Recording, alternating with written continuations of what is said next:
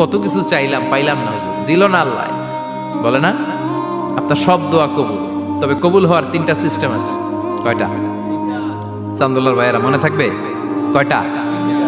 আপনি যত দোয়া করছেন সব কবুল, কারণ আল্লাহর কাছে কিছু চাইলে আল্লাহ ফিরায় দিতে জানে না। আল্লাহ জানেই না কেমনে ফিরায় দিতে হয়। সুবহানাল্লাহ কোন?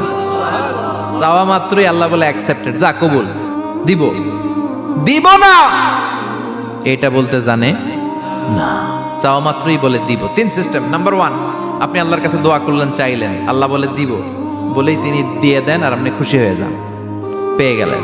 নাম্বার 2, আপনি আল্লাহর কাছে দোয়া করলেন, চাইলেন, তখনও আল্লাহ বলে দিব, তবে এখন না, সবুর, একটু পরে দিব। কখন দিলে আমার জন্য ভালো, আমার চেয়েও ভালো জানে কে, পরে দিবে।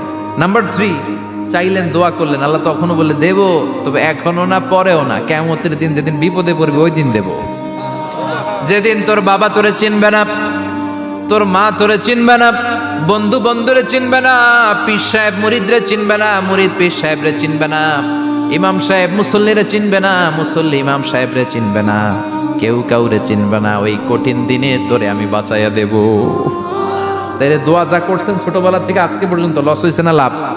লস না লাভ? এজন্য বেশি বেশি দোয়া করার দরকার আছে না নাই?